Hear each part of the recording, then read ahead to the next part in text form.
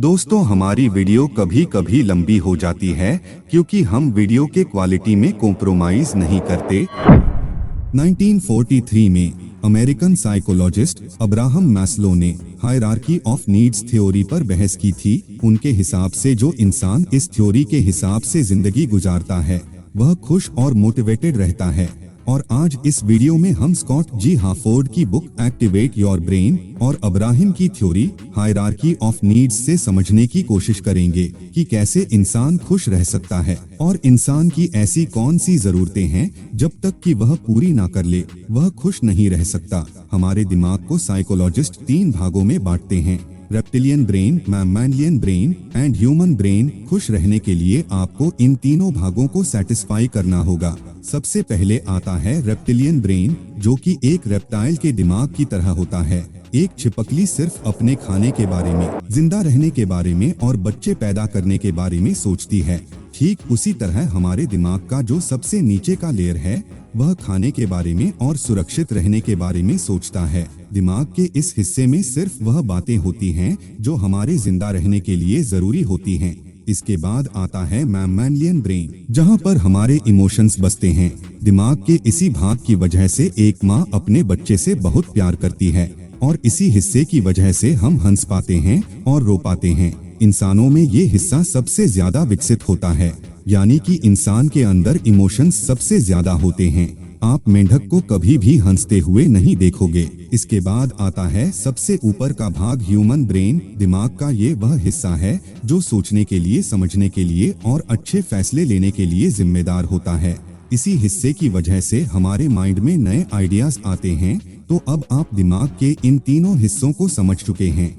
आपको खुश रहने के लिए इन तीनों को सेटिस्फाई करना होगा। इसके लिए हमें Maslow hierarchy of needs theory को समझना होगा। ये थ्योरी ये साइकोलॉजिस्ट अब्राहम मैस्लो ने 1943 में प्रपोज की थी। इसे Maslow triangle of human needs भी कहा जाता है। उसके मुताबिक जब इंसान इस ट्रायंगल के हिसाब से अपनी जरूरत पूरी करता है तो वह खुश और मोटिवेटेड रहता है। इस ट्रायंगल की 5 स्टेजेस हैं। आपको सबसे नीचे से शुरू करके सबसे ऊपर तक जाना होगा। नीचे की जरूरतों को पूरा किए बगैर अगर आप ऊपर की जरूरतों को पूरा करने की कोशिश करोगे तो आप दुखी रहोगे। एक छोटा बच्चा छोटे से ही बड़ा होता है। पहाड़ की चोटी पर जो आदमी चढ़ा है वह वहाँ पर आसमान से नहीं टपका था, उसने भी नीचे से ही शुरुआत की थी। ठीक उसी तरह खुशियों के लिए भी आपको नीचे से शुरू करना होगा। आइए इसे हम समझने की कोशिश करते हैं। इसकी सबसे पहली स्टेज है फिजियोलॉजिकल नीड्स, जिसका मतलब है हमारे शरीर की जरूरतें जैसे हवा, खाना, पानी, नींद। ये सब आपके रेप्टिलियन ब्रेन की कुछ जरूरत हैं। जब तक आपकी ये फिजियोलॉजिकल जरूरतें पूरी नहीं होती हैं तब तक आप सुकून से नहीं रह सकते और आप अगली स्टेज पर नहीं जा सकते। जब इंसान की ये जरूरतें पूरी हो जाती हैं, जब उसका शरीर सेटिस्फाइड हो जाता है, तब उसके सामने अगली नीड आ जाती है और वह है सेफ्टी नीड, यानी कि सुरक्षा। इंसान का रेप्टिलियन ब्रेन जिंदा रहने के लिए सब कुछ करेगा और जिंदा वह तब रहेगा जब वह सुरक्षित रहेगा। तो इसमें आपका घर भी आ गया ताकि आप खुद को सुरक्षित रख सको। इसके साथ ही आ जाती है इनकम की सेफ्टी। आपके पास इनकम का ऐसा सोर्स है जिससे आपको हमेशा इनकम आती रहे। आप खुद को इतना आजाद कर सको कि हालात चाहे जैसे भी रहें, चाहे धंधा मंदा चले या नौकरी हाथ से चली जाए, आप सुरक्षित रह सको। जब ये 2 जरूरतें पूरी हो जाती हैं तो इससे हमारा रेप्टिलियन ब्रेन सेटिस्फाइड हो जाता है। ये दोनों नीड्स हमारी बेसिक नीड्स होती हैं। इसके बाद इंसान के सामने आ जाती है उसकी अगली जरूरतें। इसके बाद आपको अपने मैमलियन ब्रेन को सेटिस्फाई करना होगा और इसकी नीड है इमोशंस, यानी रिश्ते। तो ट्रायंगल की अगली स्टेज आती है बिलोंगिंगनेस एंड लव नीड्स। तो मान लो कि आपकी बेसिक नीड्स पूरी हो गई हैं, यानी आपके पास रोटी, कपड़ा, मकान तो है, लेकिन आपके पास फैमिली नहीं है, कुछ अच्छे दोस्त नहीं हैं जिनके साथ आप कुछ बातें कर सको, तब भी आप खुश नहीं रह सकते।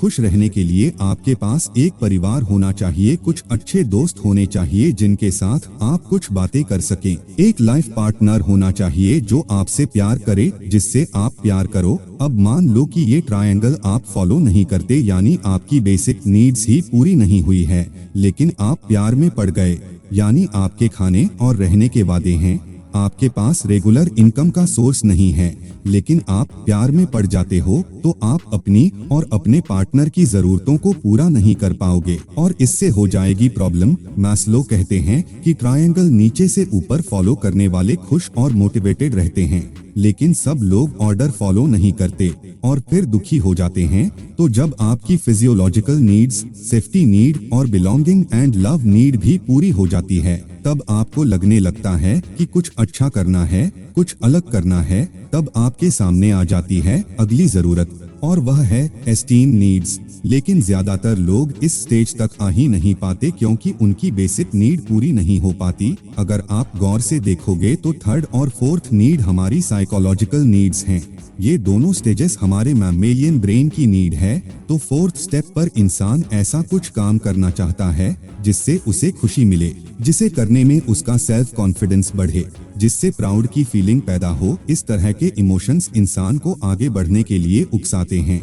लेकिन अगर कोई इंसान ऐसा है जिसे शो ऑफ करने की आदत है तो वह इस स्टेज तक कभी नहीं आ सकता। वह थर्ड स्टेज के बाद शो ऑफ करने लग जाता है।